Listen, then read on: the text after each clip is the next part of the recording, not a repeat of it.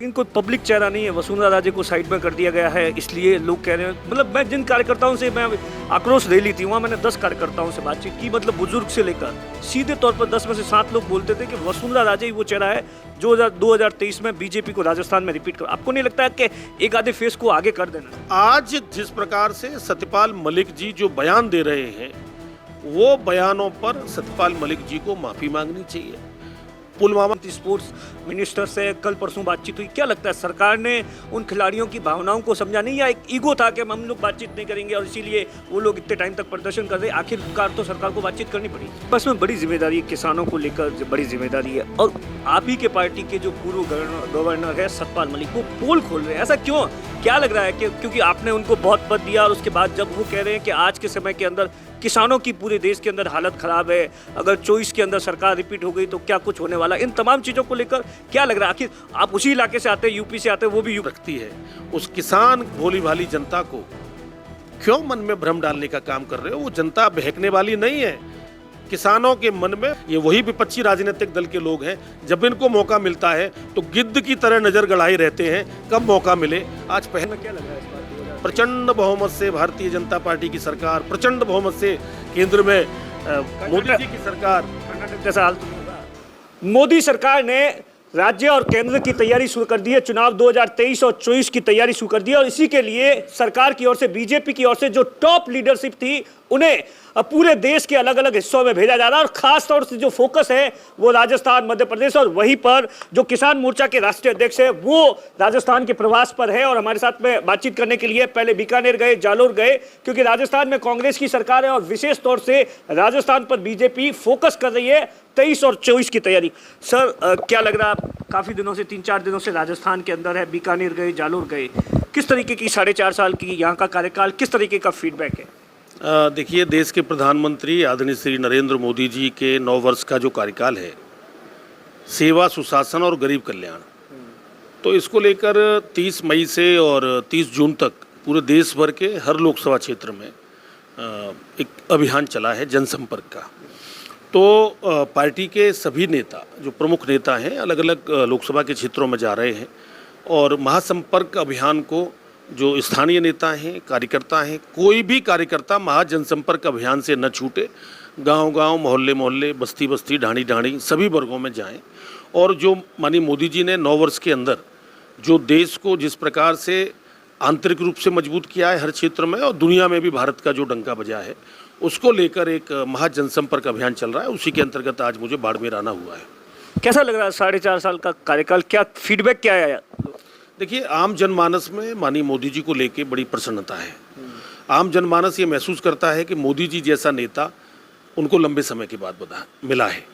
तो आज मोदी जी ने जो 9 वर्ष में किया है, आम जनमानस ये चाहता है कि निरंतर मोदी जी इस देश का नेतृत्व करें, देश को मान को बढ़ाएं, देश के सम्मान को बढ़ाएं, गरीबों का कल्याण करें, किसानों का कल्याण करें, नौजवानों के लिए काम करें, व्यापारियों के लिए जो कर रहे हैं वो, तो सभी वर्गों का सबका साथ, सबका विकास, सबका विश्वास और सबका प्रयास, आत्मनिर्भर भारत, एक भारत श्रेष्ठ भारत, तो नेशन फर्स्ट की भावना को लेके जो माननीय मोदी जी चल रहे हैं, और तो उसके कारण से आम जनमानस मोदी जी के नेतृत्व को बार बार चाहता है। आपके पास में बड़ी जिम्मेदारी है, किसानों को लेकर बड़ी जिम्मेदारी है, और आप ही के पार्टी के जो पूर्व गवर्नर है सतपाल मलिक, वो पोल खोल रहे हैं। ऐसा क्यों?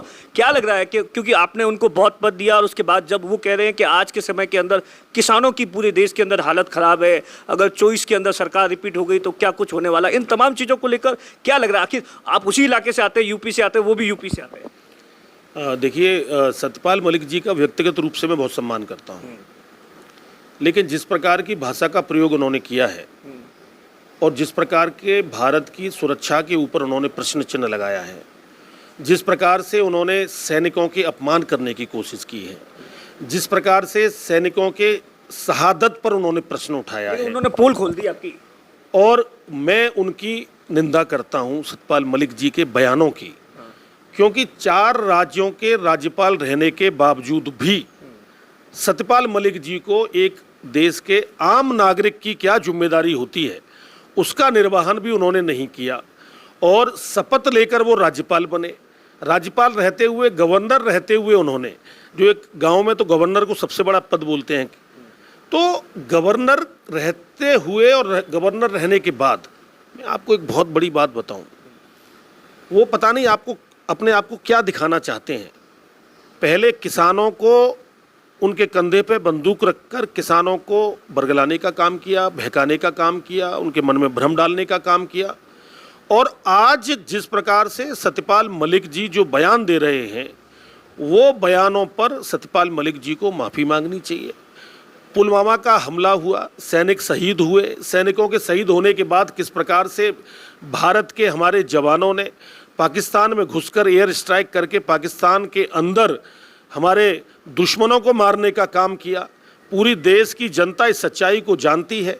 उसके बावजूद सत्यपाल मलिक जी प्रश्न चिन्ह उठाकर, मैं तो ये कहूँगा कि देश की एक भोली भाली जनता है, किसान जनता, वो एक जाति से भी संबंध रखती है।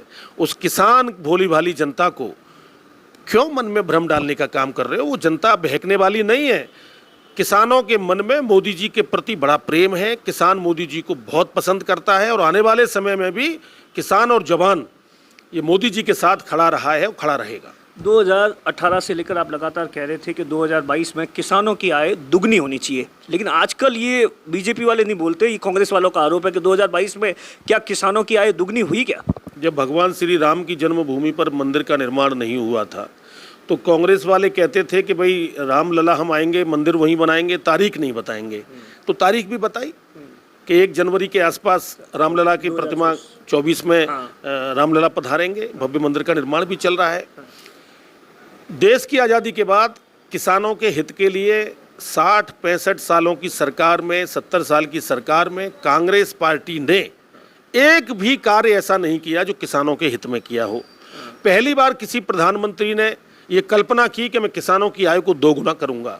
उसके लिए निरंतर नए नए नित्य प्रयोग माननीय प्रधानमंत्री जी मोदी जी करते हैं।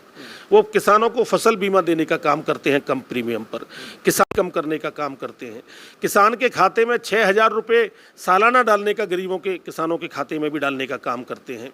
अभी भी किसान एग्रीकल्चर इंफ्रास्ट्रक्चर के लिए 1 लाख करोड़ रुपए की व्यवस्था करने का काम माननीय प्रधानमंत्री जी करते हैं।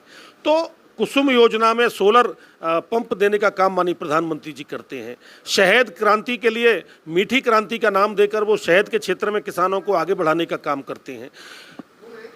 पूरी दुनिया में international year of the millets जो कम पानी में उगता है, कम लागत में आता है, उसके रेट्स बढ़ाने का खरीफ की फसल में माननीय प्रधानमंत्री जी करते हैं। प्राकृतिक खेती गौ आधारित अपनाई जाए, उसके लिए माननीय प्रधानमंत्री जी मोदी जी काम करते हैं। तो आप देख रहे हैं कि किसान के जीवन में निश्चित रूप से बदलाव आया है। प्रधानमंत्री ग्रामीण सड़क योजनाओं के कारण गांव-गांव सड़कों से जोड़े जा रहे हैं। बड़ा इंफ्रास्ट्रक्चर पूरे भारत माला के अंतर्गत माननीय मोदी जी के नेतृत्व में गडकरी जी ने पूरे देश में जाल बिछाया है। कहीं ना कहीं ये किसानों के हित में काम आ रहा है। इनाम मंडी देकर किसानों को और सुविधा देने का काम करते हैं।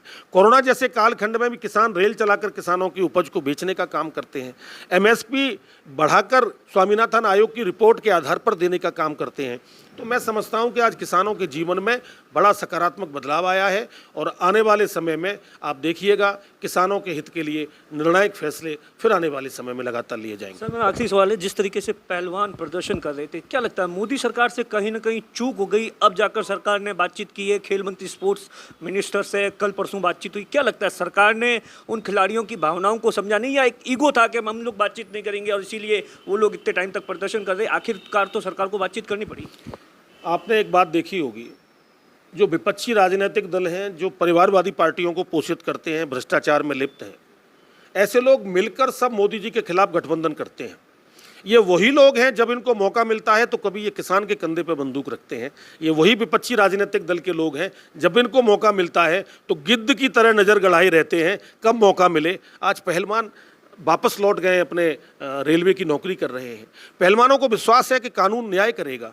और जो विपक्षी राजनीतिक दल है, जो हताश हैं, निराश हैं, कांग्रेस पार्टी सहित सारे राजनीतिक दल, वो हमेशा केवल ओछी और छोटी राजनीति करने का काम करते हैं।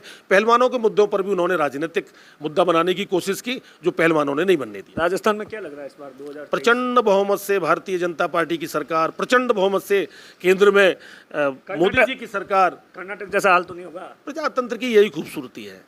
कहीं पर आप परिणाम आपके प्रतिकूल भी आते हैं, कहीं पर अनुकूल भी आते हैं, लेकिन जो राजस्थान के हालात हैं, राजस्थान में त्राही त्राही है, त्राहीमाम है। लोग इंतजार कर रहे हैं कब चुनाव की डेट घोषित हो और कब गहलोत सरकार को यहाँ से विदा करें। ऐसी तुष्टीकरण वाली सरकार, ऐसी भ्रष्टाचारी सरकार, ऐसी भ्रष्टाचार में अखंड डूबी हुई सरकार कभी राजस्थान की जनता ने नहीं दी। लेकिन कोई पब्लिक चेहरा नहीं है, वसुंधरा राजे को साइड में कर दिया गया है, इसलिए लोग कह रहे हैं। मतलब मैं जिन कार्यकर्ताओं से मैं आक्रोश रैली थी वहाँ मैंने 10 कार्यकर्ताओं से बातचीत की, मतलब बुजुर्ग से लेकर सीधे तौर पर 10 में से 7 लोग बोलते थे कि वसुंधरा राजे ही वो चेहरा है जो 2023 में बीजेपी को राजस्थान में रिपीट कर। आपको नहीं लगता है कि एक आधे फेस को आगे कर देना चाहिए? देखिए, हमारी पार्टी में हर कार्यकर्ता बहुत इंपॉर्टेंट है, हमारी पार्टी में हर नेता बहुत, कार्यकर्ताओं की भावना बता रहा हूं। हमारी पार्टी में कार्यकर्ताओं की भावना है, हम सब कार्यकर्ताओं की अपनी भावना है। भारतीय जनता पार्टी की प्रचंड बहुमत की सरकार राजस्थान के अंदर बनेगी। ये बीजेपी का दावा है कि इस बार 2023 में बीजेपी की सरकार राजस्थान में बनेगी। दिनेश बोरा, बाड़मेर, राजस्थान तक।